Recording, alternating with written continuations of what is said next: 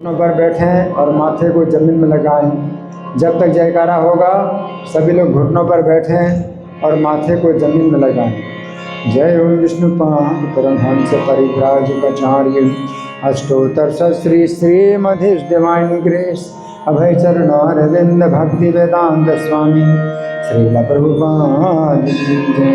नित्य लीला प्रविष्ट ISKCON founder acharya saviour of the whole world Srila Prabhupada की जय। नामाचार्य हरिदास ठाकुर की जय। प्रेम से कहो श्री कृष्ण चैतन्य प्रभु नित्यानंद श्री अद्वैत गदाधर श्रीवासादि गौर भक्त वृंद की जय। श्री श्री राधा पार्थ सारथी ललिता विशाखा गोप गोपिका श्याम कुंड राधा कुंड गिरि गोवर्धन की जय। श्री श्री गौर निताई की जय। श्री श्री सीताराम लक्ष्मण हनुमान की जय। श्री श्री लक्ष्मी नरसिंह प्रेमनाथ महाराज की जय। समवेद भक्त वृंद की जय। अनंत कोटि वैष्णव वृंद की जय। इस्कॉन वर्तमानाचार्य वृंद की जय। श्रील प्रभुपाद पुस्तक वितरण महामहोत्सव की जय। गौर प्रेमानंदे all glories the assembled devotees, all glories the assembled devotees, all glories the assembled devotees, all glories to Shri Guru Gauranga. हरे कृष्ण। बहुत बहुत धन्यवाद। अब दोनों हाथ जोड़ें और मेरे पीछे बोलें ओम नमो भगवते वासुदेवाय। ओम नमो भगवते वासुदेवाय। ओम नमो भगवते वासुदेवाय। ग्रंथराज श्रीमद् भगवद गीता थारूप अध्याय 16। अध्याय का नाम है दैवी तथा आसुरी स्वभाव और श्लोक संख्या 13, 14, 15 इकट्ठे इनका तात्पर्य नहीं है, अनुवाद है और 16वें का अनुवाद है। लेकिन अगर गहराई से देखा जाए तो श्लोक संख्या 16 का जो अनुवाद है तात्पर्य है वो 13, 14, 15, 16 4 श्लोकों का है। 4 श्लोकों पर प्रभुपाद ने अनुवाद दिया है। तो हम चारों श्लोकों को एक बार पढ़ेंगे। तो आप अगर बोलना चाहें तो मेरे साथ ही बोलिए, दोहराएंगे नहीं क्योंकि समय बहुत कम है और 4 श्लोकों की जो व्याख्या है वो बहुत लंबी है। इदम अद्य मया लब्धम् इमं प्राप्स्ये मनोरथम् इदम् अस्ति इदमपि मे भविष्यति पुनर्धनम् असौ मया हतः शत्रुन् हनिष्ये चापरानपि ईश्वरोऽहम् अहं भोगी सिन्धोऽहं बलवान् सुखी आढ्यो विजनवानस्मि कोऽन्योऽस्ति सदृशो मया यच्छेदास्यामि मोदिष्य इत्यज्ञान विमोहिताम् अनेक चित्त विभ्रान्ताम् मोहजाल समावृताम् प्रसक्ता काम भोगेषु पतन्ति नरकेषु च। अनुवाद है, आसुरी व्यक्ति सोचता है आज मेरे पास इतना धन है और अपनी योजनाओं से मैं और अधिक धन कमाऊंगा। इस समय मेरे पास इतना है किंतु भविष्य में ये बढ़कर और अधिक हो जाएगा। वो मेरा शत्रु है और मैंने उसे मार दिया है और मेरे अन्य शत्रु भी मार दिए जाएंगे। मैं सभी वस्तुओं का स्वामी हूँ, मैं भोक्ता हूँ, मैं सिद्ध शक्तिमान तथा सुखी हूँ, मैं सबसे धनी व्यक्ति हूँ और मेरे आसपास मेरे कुलीन संबंधी हैं। कोई अन्य मेरे समान शक्तिमान तथा सुखी नहीं है। मैं यज्ञ करूँगा, दान दूंगा, इस तरह आनंद मनाऊंगा। इस प्रकार ऐसे व्यक्ति अज्ञानवश मोहग्रस्त होते रहते हैं। इस प्रकार अनेक चिंताओं से उद्विग्न होकर तथा मोह जाल में बंधकर वे इंद्रिय भोग में अत्यधिक आसक्त हो जाते हैं और नरक में गिरते हैं। तो ये श्लोक संख्या 13, 14, 15, 16 4 श्लोकों का अनुवाद है।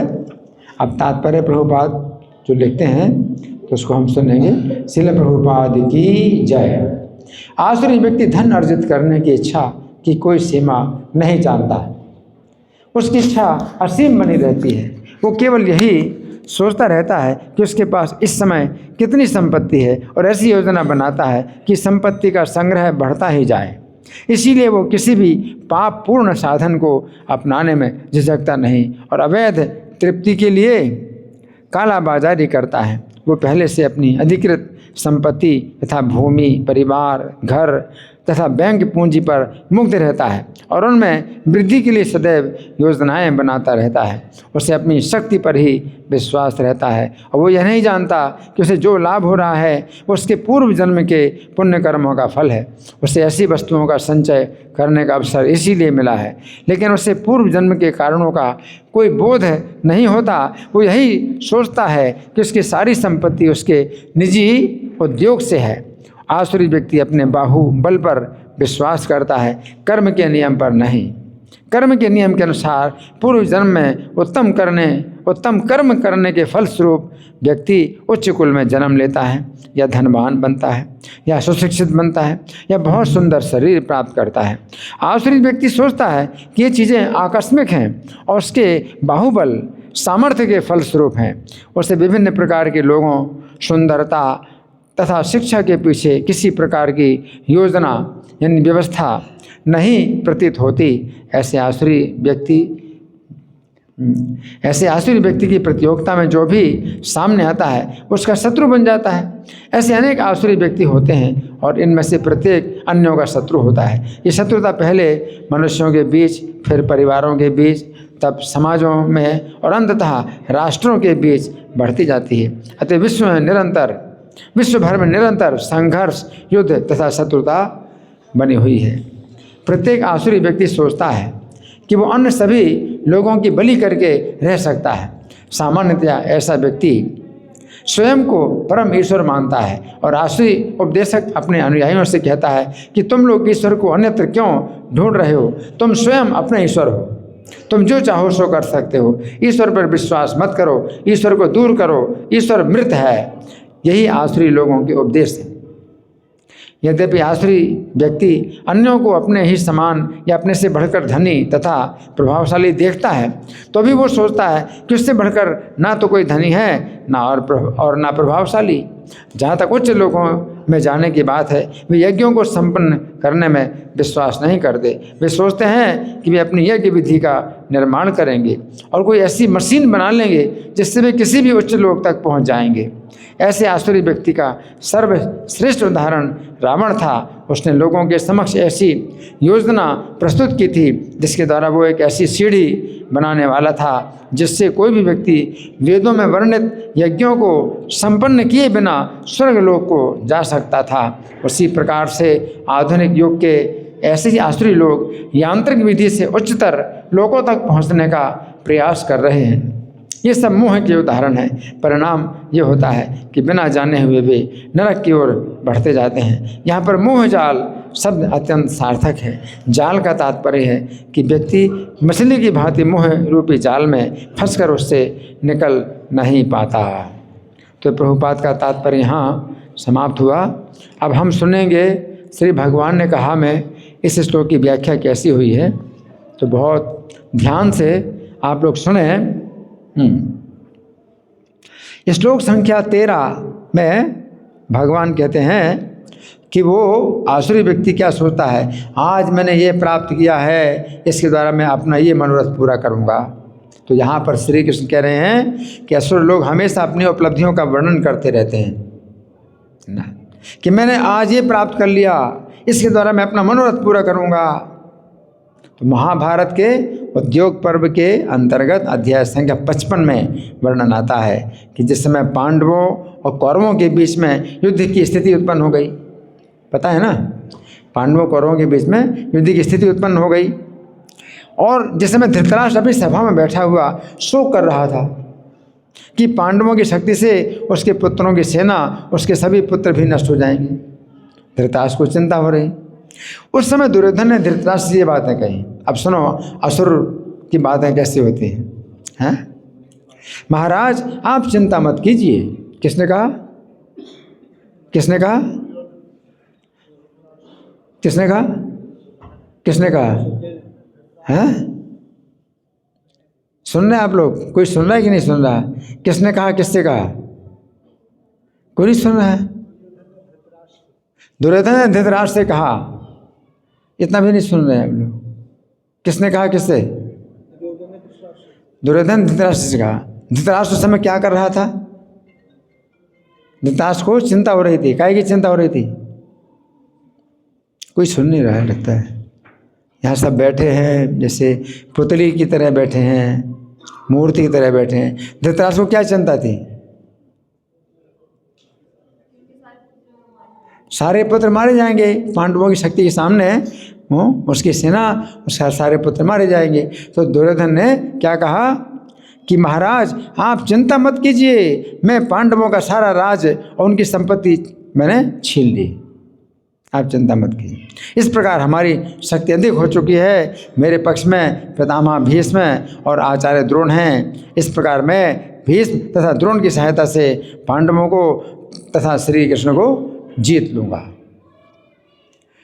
तो यहाँ पर जो भगवान असुर की बात बताते हैं, आसुरी स्वभाव के लोग ऐसा बोलते हैं।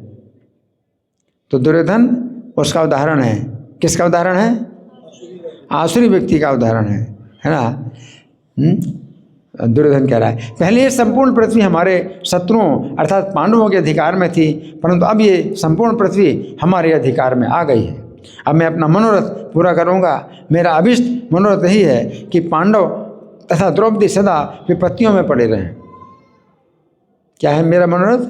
कि पांडव, पांचों पांडव, द्रौपदी हमेशा किस में पड़े रहें? विपत्ति में पड़े रहें। हमने जिन राजाओं को बुलाया है वे सभी राजा लोग सुख और दुख में भी हमारे साथ हैं। ये सब राजा लोग हमारे साथ, ये सभी राजा लोग मेरे लिए जलती आग में भी प्रवेश कर सकते हैं और समुद्र में भी कूद सकते हैं। इन राजाओं में से प्रत्येक अपने आप को पांडवों के साथ युद्ध करने में समर्थ मानता है। आप क्यों चिंता कर रहे हैं? प्रत्येक राजा क्या कर सकता है? पांडवों से युद्ध कर सकता है। मेरी संपूर्ण सेना को इंद्र भी नहीं जीत सकते हैं। क्या? मेरी संपूर्ण सेना को इंद्र भी नहीं जीत सकते हैं। स्वयंभू ब्रह्मा जी भी हमारी सेना का नाश नहीं कर सकते हैं। क्या समझे? क्या? ब्रह्मा जी भी हमारी सेना का नाश नहीं कर सकते हैं। मैंने गदा युद्ध की शिक्षा प्राप्त की है। समझ गए? क्या? मैंने गदा युद्ध की शिक्षा प्राप्त की है। हाँ? किससे प्राप्त की है वो नहीं नाम बता रहा है। किससे प्राप्त की है? बलराम जी से। तो बलराम जी का नाम नहीं बता रहा। मैंने प्राप्त की है, मैंने गदा युद्ध की शिक्षा प्राप्त की है। इस गदा युद्ध की शिक्षा के द्वारा मैं अपना मनोरथ पूरा करूंगा। मेरा मनोरथ है कि मैं युद्ध में भीमसेन को गदा हाथ में लिए हुए देखूं। मैंने दीर्घ काल से अपने मन में सदा इसी मनोरथ के पूरा होने की इच्छा रखी है। युद्ध में मेरी गदा के आघात से भीमसेन का शरीर छिन्न भिन्न हो जाएगा और वे प्राण शून्य होकर पृथ्वी पर गिर जाएंगे। कौन गिर जाएंगे? भीमसेन। तो अब ये समझने की बात है कि असुर लोग अपने आप को केंद्र मानकर कहते हैं कि मैंने ये प्राप्त किया है, परंतु जब तक श्री कृष्ण की अनुमति नहीं होती है वे किसी भी वस्तु को प्राप्त नहीं कर सकते। ये ज्ञान की बात है। वो अज्ञान में रहता है मैंने ये प्राप्त किया, लेकिन ज्ञान क्या है कि श्री कृष्ण की जब तक अनुमति ना हो तब तक कोई वस्तु प्राप्त नहीं होती। फिर वे कहते हैं मैं इस वस्तु के द्वारा अपना मनोरथ पूरा करूंगा, परंतु जब तक श्री कृष्ण नहीं चाहते हैं तब तक सभी साधनों के होते हुए भी वे अपना मनोरथ पूरा नहीं कर सकते। अब वो अपने को सोचता है भाई मैं करता हूँ, है ना। भोजन सामने होते हुए भी वे भोजन ग्रहण नहीं कर सकते हैं। अगर कृष्ण ना चाहें तो भोजन सामने रखा हुआ भी भोजन ग्रहण नहीं कर सकते हैं। अतः भक्त लोग सदा श्री कृष्ण की कृपा को कारण मानते हुए कहते हैं कि उन्हें ये वस्तु प्राप्त हुई है। कैसे? कृष्ण की कृपा से। ये भक्ति की भाषा है। कृष्ण की कृपा से मुझे ये प्राप्त हुआ है। कृष्ण की कृपा से मुझे ऐसे मित्र प्राप्त हुए। कृष्ण की कृपा से आप लोग, प्रभुपाद भी बोलते थे अपने शिष्यों को कि कृष्ण की कृपा से आप लोग मुझे मिले हैं जो मेरे इस कार्य को आगे बढ़ा रहे हैं, है ना। तो भक्त अपने को नहीं मानता है कि मैं अपनी शक्ति, अपनी योग्यता से मैंने ये काम किया। असुर अपनी शक्ति, अपनी योग्यता से कहता है मैंने ये काम किया, मैंने वो काम किया। और यदि श्री कृष्ण की कृपा होगी तो ये कार्य सफल हो सकेगा। वैसे नहीं मैं ये करूँगा, मैं वो करूँगा, कृष्ण की अगर कृपा होगी तो ये कार्य मेरा सफल होगा। तो यहाँ पर श्री कृष्ण कह रहे हैं असुर लोग ऐसी बातें करते हैं कि उन्होंने ये शक्ति अथवा ये वस्तु हासिल की है और इस शक्ति अथवा इस वस्तु के द्वारा वे अपने मनोरथ को पूरा करेंगे। फिर क्या कहते हैं वे, मेरे पास इतना धन है और भविष्य में धन और आएगा है? तो फिर क्या कहते हैं कि ये शत्रु मेरे द्वारा मारा गया और अन्य शत्रुओं को मैं मारूंगा, है ना। तो उनकी ये भाषा है, इस प्रकार की भाषा होती है ना। तो यहाँ पर श्री कृष्ण कह रहे हैं असुरों की भाषा ऐसी ही होती है कि वे कहते हैं ये शत्रु मेरे द्वारा मारा गया है और अन्य शत्रु भी मारे जाएंगे। तो महाभारत के उक्त अध्याय में दुर्योधन ने सभा में धृतराष्ट्र ये कहा। अब सुनो ध्यान से, किसने कहा, किससे? दुर्योधन ने धृतराष्ट्र से कहा सभा में। महाराज भीमसेन भी इस बात को जानते हैं, श्री कृष्ण और अर्जुन को भी ये पता है कि मैं गदा युद्ध में भीमसेन का वध कर डालूंगा। कृष्ण अर्जुन को भी पता है। हे राजन, मेरे द्वारा भीमसेन के मारे जाने पर मेरे पक्ष के बहुत से रथी जो अर्जुन के समान हैं या उनसे भी बढ़कर हैं, शीघ्रतापूर्वक बाणों की वर्षा करेंगे। ऐसी स्थिति में अर्जुन को व्यवस्था पूर्वक यमलोक में जाना ही पड़ेगा। अर्जुन को विवश होकर के यमलोक में जाना ही पड़ेगा, है ना। इस पृथ्वी पर मेरे शत्रुओं की पूर्णतः पराजय हो जाएगी। अर्जुन और भीमसेन के मारे जाने पर फिर कोई भी शत्रु मेरे विरुद्ध अपना सिर ना उठा सकेगा। ये बात समझने की है कि असुर लोग ये नहीं समझ पाते कि श्री कृष्ण ही रक्षा करने वाले और मारने वाले। वो क्या कहता है, कृष्ण अर्जुन को भी पता है, अर्जुन कृष्ण को भी पता है ना, कि मैं इतना बड़ा हूँ, इतना शक्तिशाली हूँ। अर्जुन कृष्ण को भी पता है।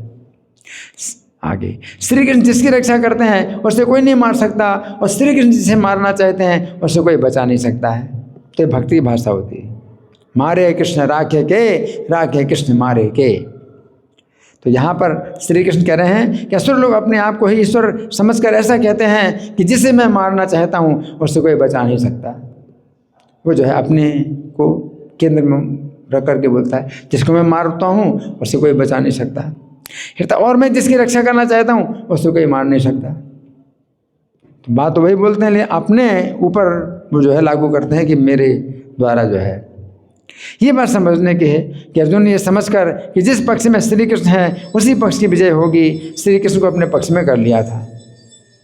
अर्जुन ने ये समझ करके कि कृष्ण युद्ध नहीं करेंगे तो भी कृष्ण जिसके पक्ष में होंगे वो जीतेगा, तो अर्जुन ने कृष्ण को अपने पक्ष में कर लिया था।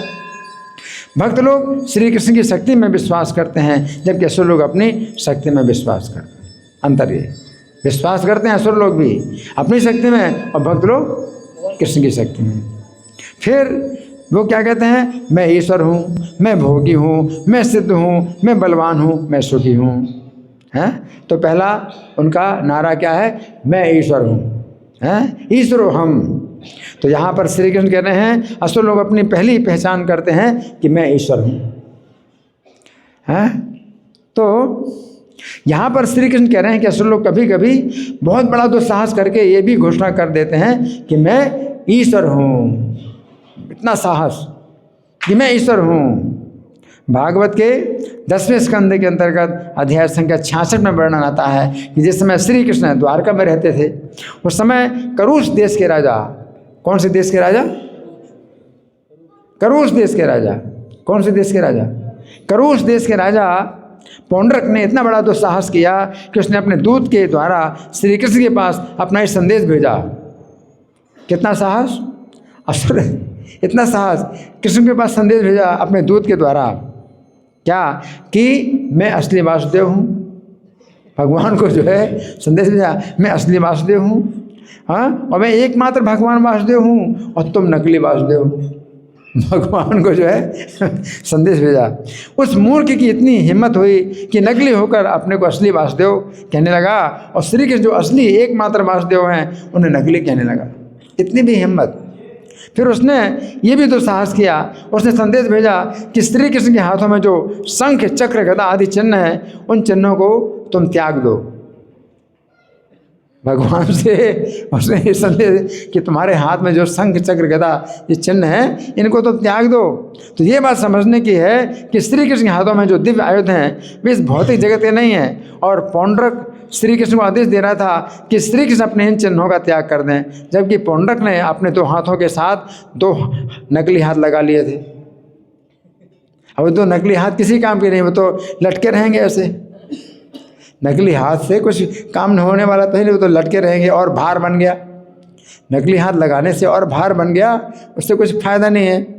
ऐसी स्थिति में श्री कृष्ण पौंड्रक के साथ जिस समय युद्ध करने के लिए गए उस समय उन्होंने पौंड्रक को देखा, उसने नकली 2 हाथ लगा रखे हैं तो ऐसे की और 2 हाथ लटके नीचे नकली, और नकली चिन्ह धारण कर रखे हैं, नकली चक्र है, नकली गदा। तो श्री कृष्ण खूब हंसे, उसको देखकर श्री कृष्ण खूब हंसे। अंत में उन्होंने पौंड्रक का वध कर दिया। तो यहाँ पर श्री कृष्ण कह रहे हैं, असुर लोग कई बार अपने आप को साक्षात परमेश्वर भी घोषित कर देते हैं कि मैं ईश्वर हूँ, इतना। अब फिर दूसरा नारा उनका क्या है, मैं भोगी हूँ।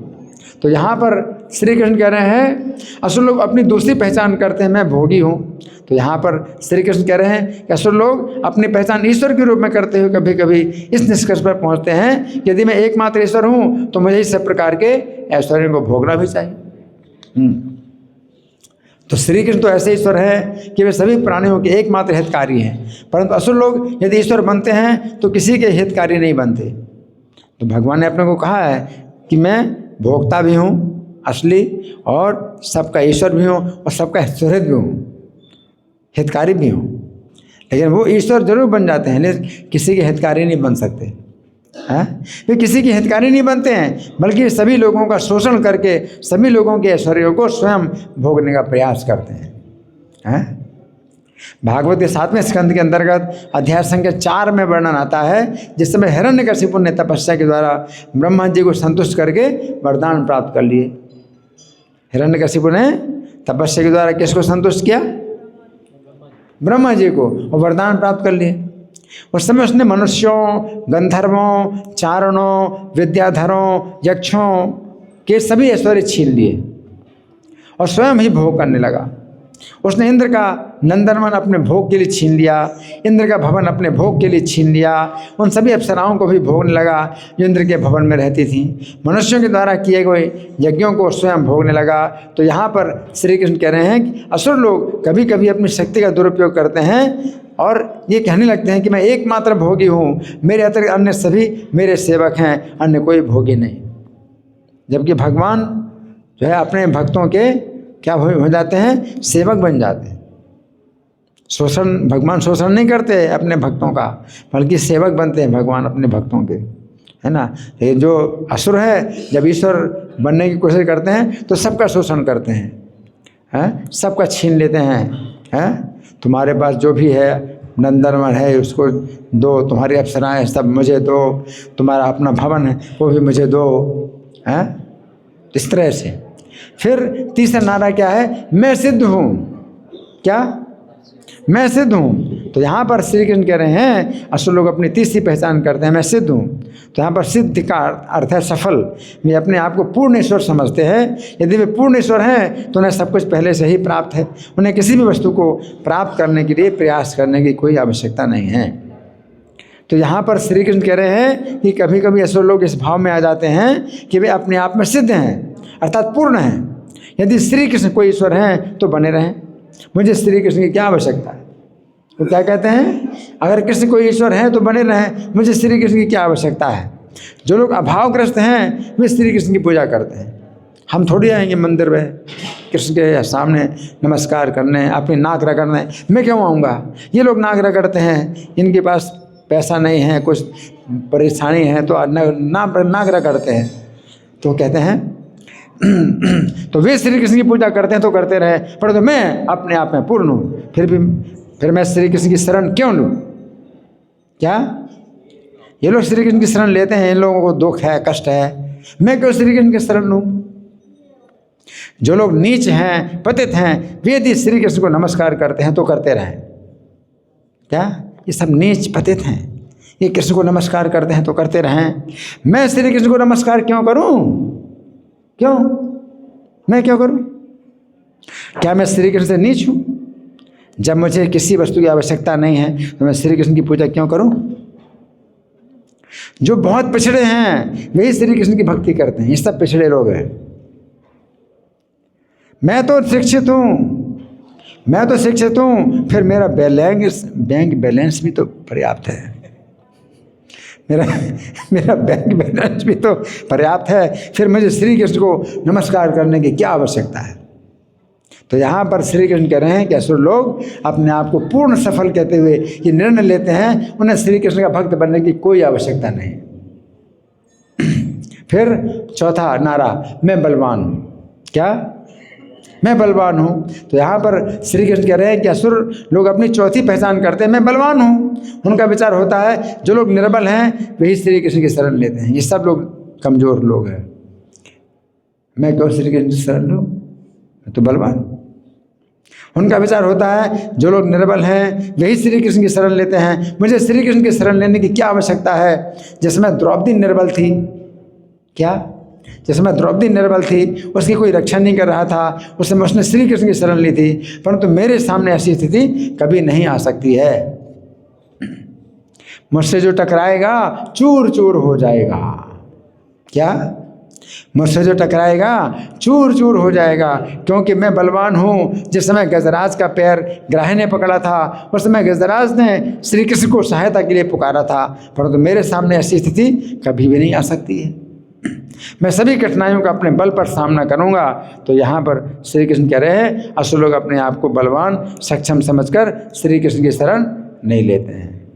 ये सब डरपोक हैं, भगोड़े हैं, ये लोग कृष्ण की शरण लेते हैं। मैं क्यों लूँगा? तो हिरण्यकशिपु ने प्रहलाद को चुनौती दी, असुर प्रहलाद को चुनौती दी। क्या? यहाँ पर श्री कृष्ण कह रहे हैं असुर लोग अपने आप को बलवान समझकर श्री कृष्ण की सेवा नहीं करते हैं। भागवत के 7वें स्कंद में के अध्याय संख्या 8 में वर्णन आता है कि हिरण्यकशिपु ने प्रहलाद को इस प्रकार चुनौती दी। किसने चुनौती दी? किसको? प्रहलाद को चुनौती दी। अरे मूर्ख, मैं श्री कृष्ण का कट्टर शत्रु हूं। क्या? मैं श्री कृष्ण का कट्टर शत्रु हूं। यदि श्री कृष्ण मुझसे अधिक बलवान हैं तो वे क्यों नहीं मेरे सामने आकर मुझसे युद्ध करते हैं? अब मैं श्री कृष्ण को दूसरी चुनौती देता हूं, मैं भी तेरा सिर काट रहा हूं। यदि श्री कृष्ण मुझसे अधिक बलवान है तो अभी आकर तेरी रक्षा करें। अभी काटता हूं तेरा सिर। अगर श्री कृष्ण बलवान है, मुझसे अधिक बलवान है, तो तेरी अभी आके रक्षा करें। यदि श्री कृष्ण सर्वत्र हैं तो वे इस खंभे में भी हैं। मैं श्री कृष्ण को चुनौती देता हूँ कि मुझसे युद्ध करें। वे इस खंभे में हैं और मैं इस खंभे को अभी घूसा मार रहा हूँ। ले, इस खंभे में है, मैं श्री कृष्ण को अभी घूसा मार रहा हूँ। तो यहाँ पर श्री कृष्ण कह रहे हैं कि असुर लोग अपने बल पर श्री कृष्ण को चुनौती देते हैं। वे नहीं जानते हैं उन्हें श्री कृष्ण के द्वारा ही बल प्राप्त हुआ है। अब 5वां नारा, मैं सुखी हूँ। क्या? मैं सुखी हूँ। तो यहाँ पर श्री कृष्ण कह रहे हैं असुर लोग अपनी 5वीं पहचान करते हैं कि मैं सुखी हूँ, और हम लोग क्या पहचान करते हैं? आमी बड़ो दुखी, कृपा अवलोकन करो, आमी बड़ो दुखी। आप सुखी हैं और हम दुखी हैं, आप हमारे ऊपर कृपा करो, है ना? कि वो क्या मैं सुखी हूँ, मैं काहे को दुखी हूँ? मैं सुखी हूँ। उनका विचार होता है जो लोग दुखी हैं वे श्री कृष्ण की शरण लेते हैं। ये सब दुखी लोग हैं, कृष्ण की शरण लेते हैं। मैं थोड़ी दुखी हूँ। मुझे श्री कृष्ण की शरण लेने की क्या आवश्यकता है? जिस समय सुदामा निर्धनता का कष्ट भोग रहे थे उस समय वे श्री कृष्ण की शरण में गए थे, परंतु मैं सभी प्रकार से संपन्न हूँ। क्या समझे? मैं थोड़ी सुदामा की तरह निर्धन हूँ, मैं सभी प्रकार से संपन्न हूँ। मैं सुखी हूँ, सदा के लिए सुखी रहूँगा। फिर मैं श्री कृष्ण की पूजा और नमस्कार क्यों करूँ? मैं क्यों करूँ? हिरण्यकशिपु ने अपने पुत्र प्रहलाद को मंद भाग्य वाला कहा। क्या कहा प्रहलाद को? मंद भाग्य, तेरा भाग्य मंद है। मेरे जैसे पिता को पाकर के भी तू कृष्ण की शरण लेता है। बड़ा दुर्भागा, अभागा, इतना अभागा है तू। मंद भाग्य वाला कहा। उसने कहा अरे भागे, अरे अभागे, तुझे ये सौभाग्य प्राप्त हुआ कि तू मेरे जैसे एकमात्र सुखी व्यक्ति का पुत्र है, फिर भी तू दुखी व्यक्ति की भांति श्री कृष्ण की सेवा क्यों करता है? क्या दुखी की भांति तू कृष्ण की सेवा क्यों करता है? जिनके पास घर नहीं है, परिवार नहीं है, वही श्री कृष्ण का भजन करते हैं, परंतु तेरे पास मेरी कृपा से सभी प्रकार के सुख उपलब्ध हैं, फिर तू क्यों दुखी की भांति श्री कृष्ण का भजन करता है? तो यहाँ पर श्री कृष्ण कह रहे हैं, असुर लोग अपने आप को सुखी समझकर श्री कृष्ण को चुनौती देते हैं। वे नहीं जानते हैं कि श्री कृष्ण के ही द्वारा उन्हें सुख प्राप्त हुआ है। अब मैं धनी हूँ, हैं क्या नारा? मैं धनी हूँ, मैं बड़े बड़े लोगों के साथ मेरा संपर्क भी है, मेरे समान अन्य कौन है? हाँ, तो मैं धनी हूँ। यहाँ पर श्री कृष्ण कह रहे हैं, आसुरी लोग सोचते हैं कि मैं धनी हूँ, ये समझने की बात है। यद्यपि समुद्र में असीमित जल है, फिर भी समुद्र में बाढ़ नहीं आती। क्या? समुद्र में असीमित जल है, फिर भी समुद्र में बाढ़ नहीं आती, परंतु छोटे छोटे तालाबों में थोड़ा सा जल आ जाता है तो उनमें बाढ़ आ जाती है। उसी प्रकार आसुरी स्वभाव के लोगों के पास यदि अचानक थोड़ा सा भी धन आ जाता है तो अपने आप को धनी समझने लगते हैं। मैं धनी हूँ, मैं धनी हूँ, मैं धनी हूँ, है? तालाब में थोड़ा सा पानी आ गया तो बाढ़ आ जाती है। श्री कृष्ण के भक्त के पास असीमित धन होने पर भी वो अपने आप को निर्धनी समझता है। श्री कृष्ण के भक्त के पास असीमित धन होने पर भी अपने आप को निर्धनी समझता है, क्योंकि वो श्री कृष्ण को ही भोक्ता मानता है। तो यहाँ पर श्री कृष्ण कह रहे हैं कि असुर लोग कहते हैं कि मैं धनी हूँ। इस संबंध में श्रील भक्ति सिद्धांत सरस्वती ठाकुर ने एक कथा सुनाई थी। अब सुनो बड़े ध्यान से, कथा सुनना तो अच्छा लगता है ना सबको, तो सुनो। हाँ, ये कथा सुनाई, किसने सुनाई? भक्ति सिद्धांत सरस्वती ठाकुर, जो इनके गुरु, प्रभुपाद के गुरु थे। उन्होंने कथा सुनाई थी। किसी तालाब में एक मेढक रहता था। क्या? किसी तालाब में एक मेढक रहता था। एक दिन संयोगवश उसे 50 पैसे का एक सिक्का मिला। तालाब के मेढक को क्या मिला? 50 पैसे का एक सिक्का मिला। सिक्का मिलते ही मेढक को अहंकार हो गया। उसने सोचा, क्या कोई मेरे जैसा धनवान है? क्या कोई मेरे जैसा धनवान है? यदि अब राजा का हाथी पानी पीने के लिए यहाँ पर आएगा, इस तालाब में रोज आता है, यदि राजा का हाथी पानी पीने के लिए इस तालाब में आएगा तो मैं उसे बांध लूँगा। समझ गए? मेरे पास 50 पैसे का सिक्का है तो मैं उसको बांध लूँगा और उसे पानी पीने नहीं दूँगा। उसको पानी पीने नहीं दूँगा, मैं धनवान हूँ। इस प्रकार चिंतन करते हुए मेढक तालाब के किनारे पर सिक्के के ऊपर अकड़ करके बैठ गया। 50 पैसे सिक्के के ऊपर अकड़ करके बैठ गया। उसी समय राजा के हाथी की देखभाल करने वाला महावत हाथी को स्नान करवाने के लिए तालाब पर आया। मेढक सिक्के को छोड़कर तुरंत उछला। अब हाथी आया ना स्नान करने, महावत लाया, तो मेढक सिक्के को छोड़कर तुरंत उछला और हाथी के पैर के तले दबकर मर गया। क्या हुआ?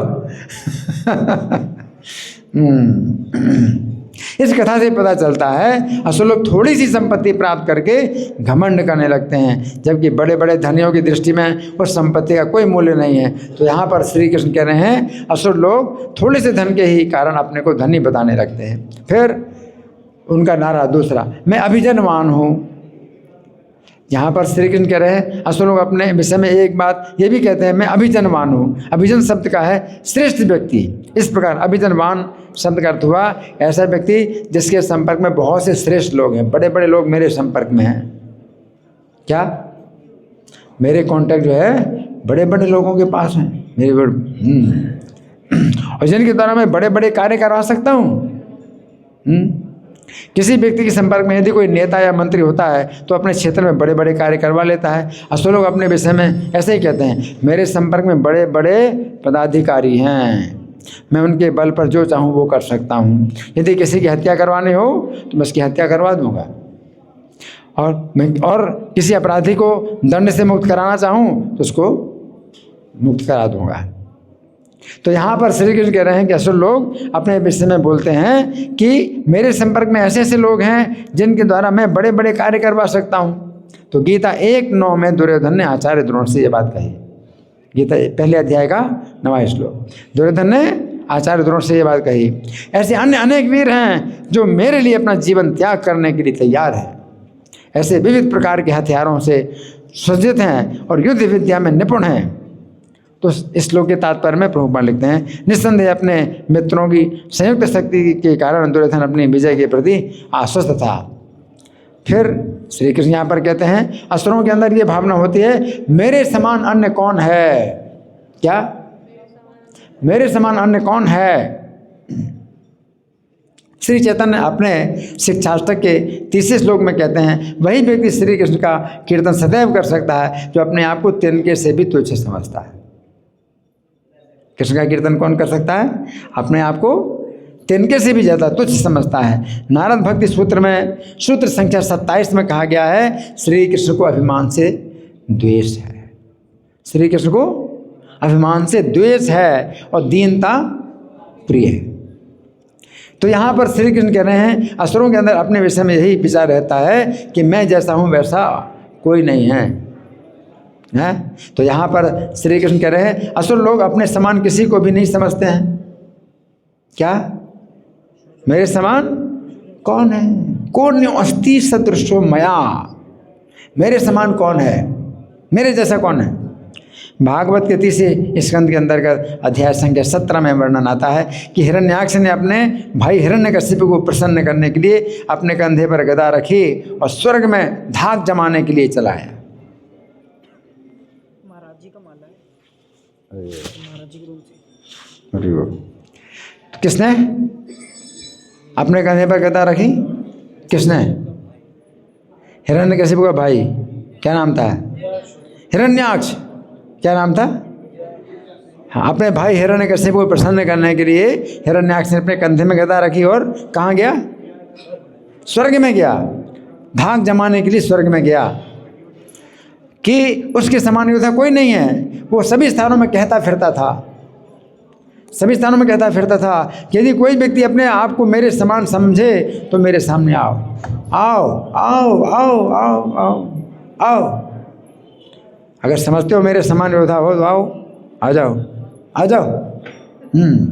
मैं इस बात का दावा करता हूँ कि मेरे समान वीर कोई नहीं है।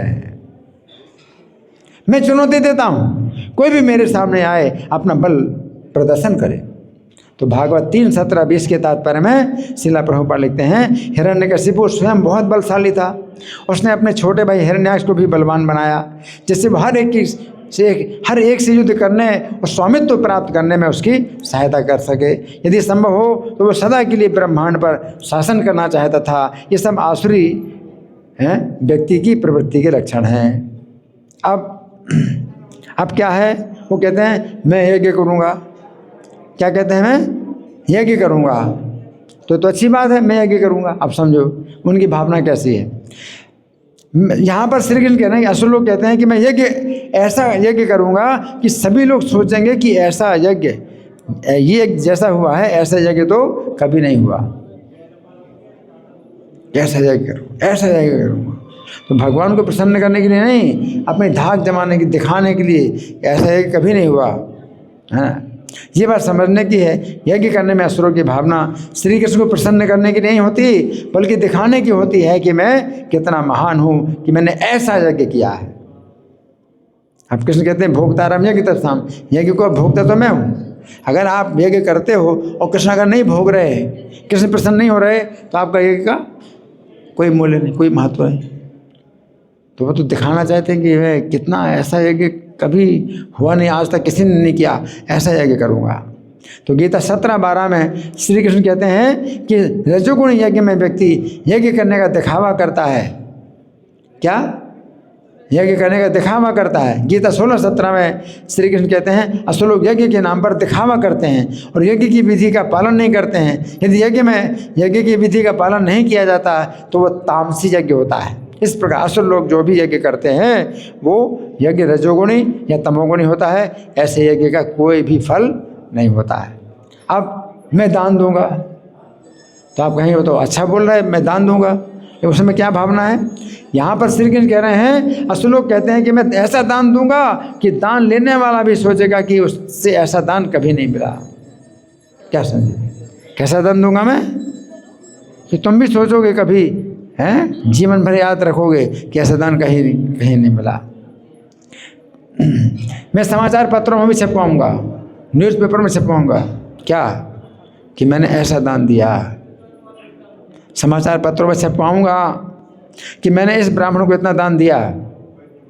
इस ब्राह्मण के पुत्र भी आगे चलकर याद करेंगे, मैंने जो दान दिया था उसी से उनकी जीविका अभी तक चल रही है। हैं, तुम्हारे लड़के उनके लड़के भी याद करेंगे कि मैंने ऐसा दान दिया था, हैं, कि अभी तक वो दान चल रहा है, उनकी जीविका चल रही है। गीता 17:22 में श्री कृष्ण कहते हैं, जिस समय दानी व्यक्ति अपने को बड़ा समझकर दान देता है और दान लेने वाले को आदर नहीं करता है, वो दान तामसी होता है। दान का मतलब होता है कि आप छोटे हैं और जो दान लेने वाला बड़ा है, इस तरह से दान होता है। लेकिन दान कोई देने वाला सोचता है मैं बड़ा हूँ और लेने वाला छोटा है, तो तामसी दान। सात्विक दान में व्यक्ति आदरपूर्वक दान देता है, परंतु असुर लोग जिस व्यक्ति को दान देते हैं उसका तिरस्कार करते हैं। वे कहते हैं तुम ये बात समझो कि मैं तुम्हें ये दान दे रहा हूँ, समझ गए, कि तुम्हें दान दे रहा हूँ। इस बात को सदा याद रखना, इस बात को सदा याद रखना कि मैंने तुम्हें ये दान दिया था, समझ गए। भक्त लोग तो श्री कृष्ण की प्रसन्नता के लिए दान देते हैं, परंतु असुर लोग अपनी प्रशंसा कराने के लिए दान देते हैं। अब मैं मौज करूंगा,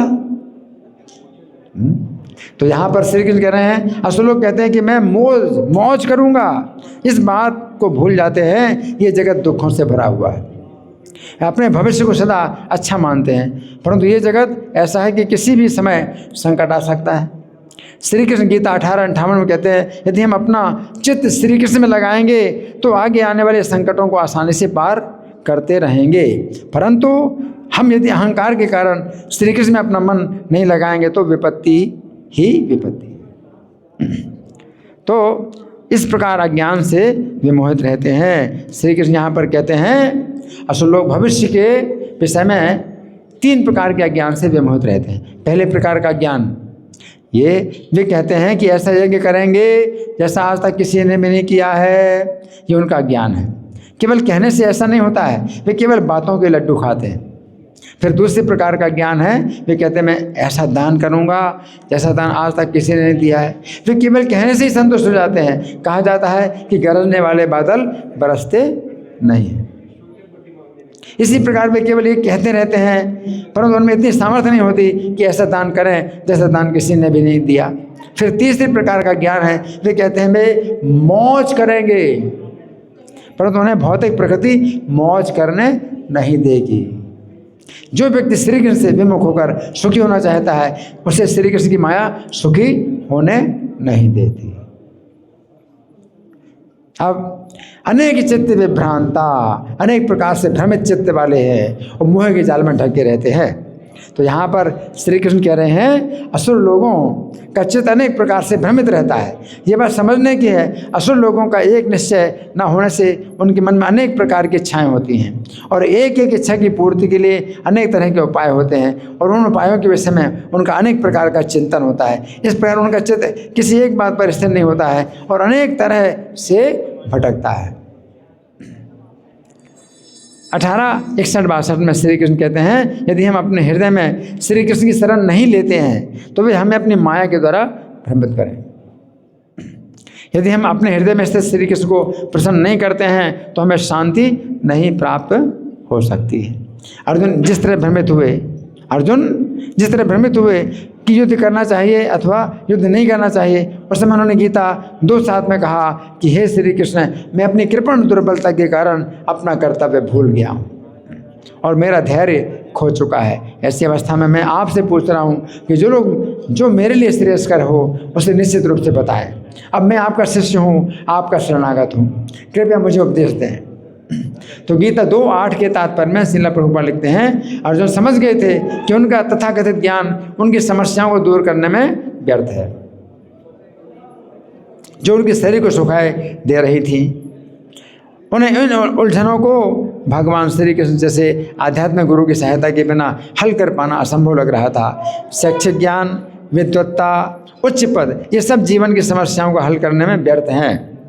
अतः निष्कर्ष ये निकला कि गुरु जो 100% कृष्ण भावना भावित होता है वही जीवन की समस्याओं को हल कर सकता है। चूंकि असुर लोग श्री कृष्ण से विमुख होते हैं, इसलिए वे अनेक प्रकार से अपने चित्त में भ्रमित रहते हैं। इस समय अनेक लोग श्री कृष्ण से विमुख होने के कारण और चित्त में अनेक प्रकार से भ्रमित होने के कारण या तो पागलपन के शिकार हो जाते हैं, या तो पागलपन के शिकार होते हैं अथवा आत्महत्या करते हैं। श्रील प्रभुपाद ने कृष्ण भावनामृत को संपूर्ण विश्व में फैलाकर अनेक लोगों की पागलपन से और आत्महत्या से रक्षा की।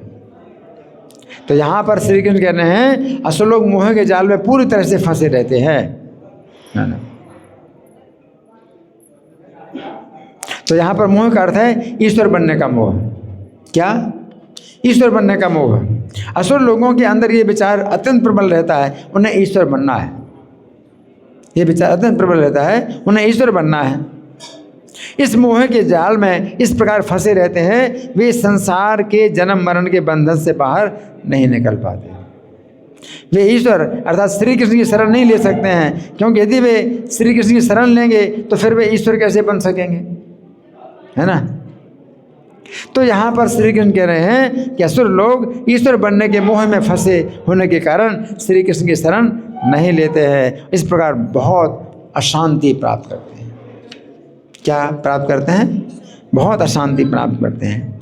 तो यहाँ पर श्री कृष्ण कह रहे हैं कि असुर लोग मोह के जाल में बुरी तरह फंसे होते हैं। भागवत के 4 स्कंद के अंतर्गत अध्याय संख्या 14 में वर्णन आता है कि जिस समय बेन पृथ्वी का राजा बना।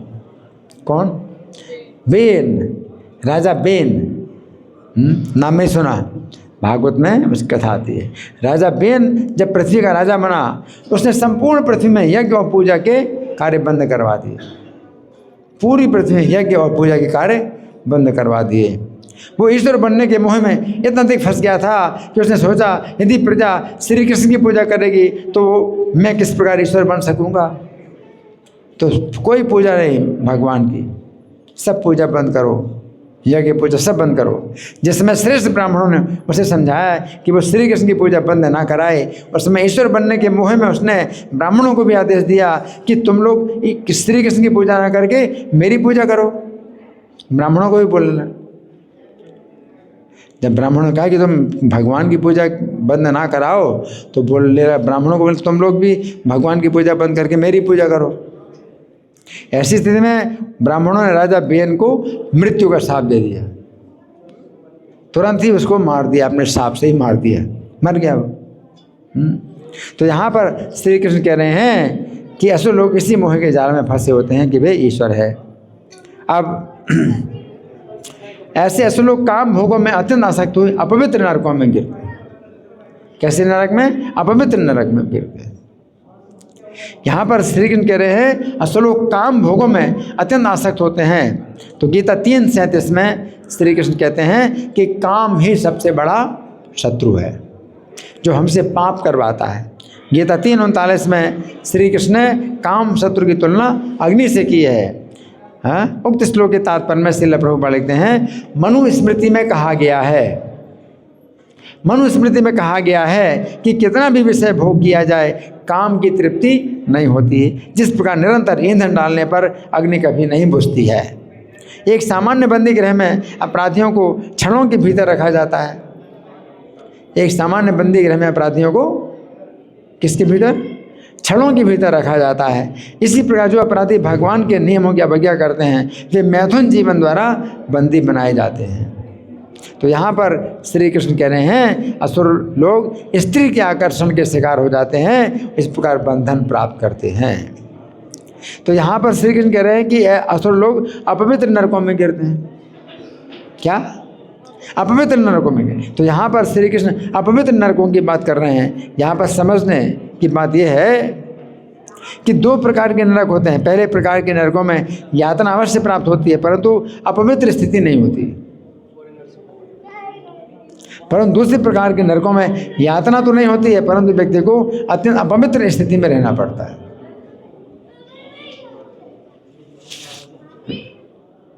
तो यहाँ पर श्री कृष्ण कह रहे हैं कि जो असुर स्त्रियों को भोगने में अत्यंत आसक्त होते हैं वे अपवित्र नरकों में गिरते हैं। ब्रह्म वैवर्त पुराण के प्रकृति खंड के अंतर्गत अध्याय संख्या 29 से 31 में कहा गया है कि जो व्यक्ति अपनी पत्नी को वेश्यावृत्ति में लगाता है वो लाला कुंड नामक नरक में गिरता है, जहाँ पर लार ही लार भरी रहती है। अब यातना तो नहीं है, लेकिन कितना अशुद्ध है? उसे उसी लार का ही भोजन करना होता है। भागवत 5वें स्कंद के अंतर्गत अध्याय संख्या 26 में वर्णन आता है कि जो लोग निम्न कुल में जन्म स्त्रियों के साथ व्यभिचार करते हैं वे पुयोद नामक नरक में गिरते हैं, जहाँ पर मल और पीव जैसी अपवित्र वस्तुएं होती हैं। उन्हें ऐसी अपवित्र वस्तुएं खाने के लिए विवश किया जाता है, मल और पीव, है ना। तो ये जो है अपवित्र नरक है ना। तो इस तरह से इसमें जो है काफ़ी लंबी चर्चा हुई है। तो जिन लोगों ने सुना तो उनका बहुत बड़ा गुण है कि आप लोगों ने सुना है। और भगवान जो है इन आसुरी जो विचार हैं इनका वर्णन करके हमें क्या शिक्षा देते हैं कि हमारे अंदर कुछ अगर हो तो सब दूर हों, है ना। तो ये भगवत गीता जो है ये क्या है, इसका यही गुण है, आसुर भाव विनाशिनी, आसुर भाव विनाशिनी, है ना। ऐसा नहीं कि भाई हमें नहीं सुनना चाहिए, ये तो आसुरी भाव का वर्णन किया जाए, हम क्यों सुने? तो यह सुनना चाहिए।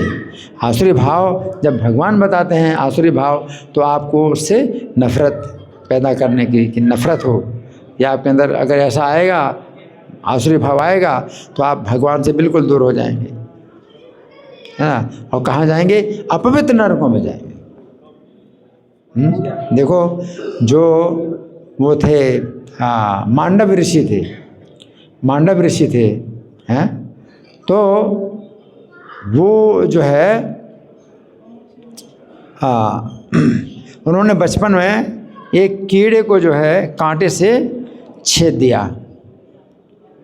तो उसका परिणाम ये हुआ कि जब तपस्या कर रहे थे अपनी कुटिया में, तो राजा के महल में रोज़ चोरी होती थी और वो चोर पकड़े नहीं जाते थे। तो राजा ने जो है बहुत ज़्यादा परेशान होकर के अपने जो सैनिक थे उनको आदेश दिया कि इस रात में अगर चोरी हुई और तुम लोगों ने चोर को नहीं पकड़ा तो तुम लोगों को मृत्युदंड दे दूंगा। वो तो कहेगा राजा, क्योंकि राजमहल में अगर चोरी हो तो फिर प्रजा का तो फिर और बुरा हाल होगा। राजमहल में चोरी हो रही है। तो राजा ने कहा कि इस रात में अगर चोरों ने चोरी की और तुम लोगों ने उसको नहीं पकड़ा तो तुम लोगों को क्या दूंगा? मृत्युदंड दूंगा।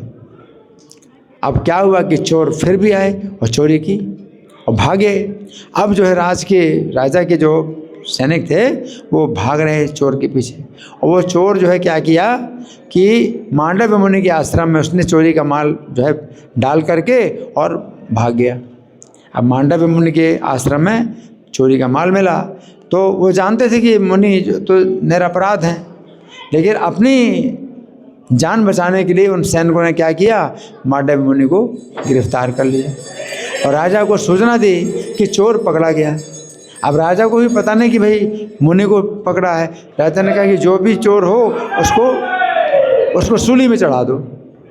राजा ने आदेश दिया जो भी चोर हो उसको सूली में चढ़ा दो। तो मांडव मुनि को सूली में चढ़ा दी। अब वो सूली जो है बहुत कष्टदायक होती है।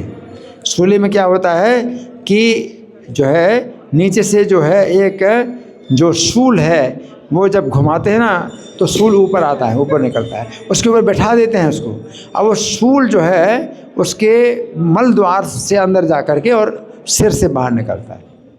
इतना मतलब कष्ट है, ऐसी मृत्यु होती है। तो मांडव मुनि जो है फिर भी नहीं मरे, तपस्या के प्रभाव से मरे नहीं, तो सूली पर फिर भी वो बैठे थे। अब सूली पर बैठे थे तो कैसे बैठे थे? सूल जो है अंदर से मल द्वार से उनके शरीर में चला गया और वो जो है उसके ऊपर उठे हुए, सूल के ऊपर उठे हुए हैं और मरे नहीं।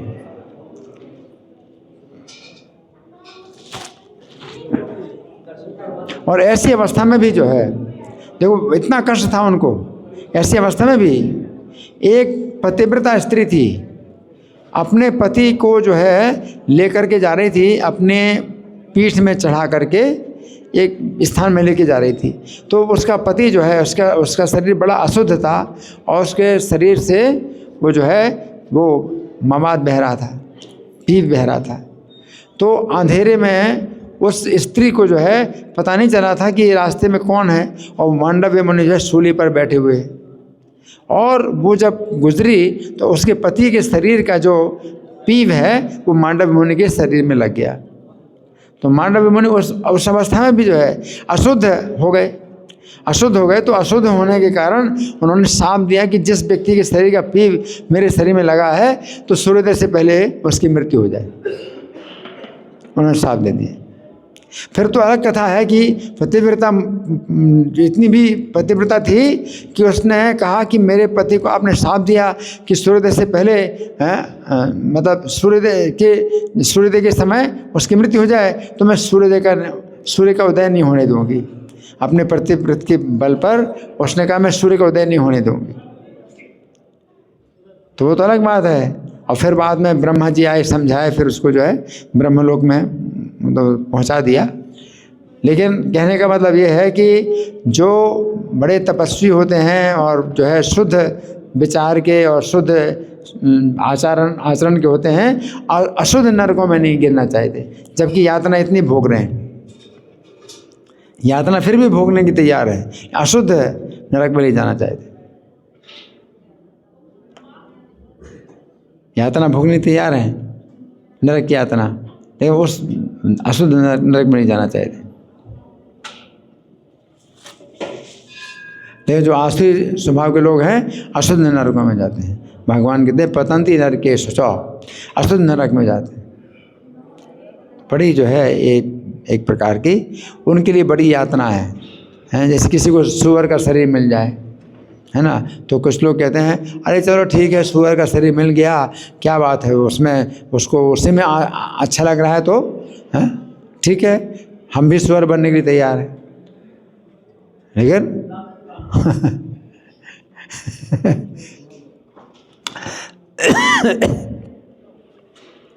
जो शुद्ध आचरण वाले हैं तो चाहेंगे नहीं, ये नहीं चाहेंगे। अशुद्ध अशुद्धि से बहुत ज़्यादा उनको जो है नफरत होती है। शुद्ध भक्त है तो नरक में फिर भी वो जाने की तैयार है, लेकिन तो भी अशुद्ध नरकों में नहीं जाना चाहते। यातना भोग लें तो ठीक है, लेकिन अशुद्ध नरक में नहीं जाना चाहते, है ना। ग्रंथराज श्रीमद् भगवद गीता की जय, श्रील प्रभुपाद की जय। हरे कृष्णा।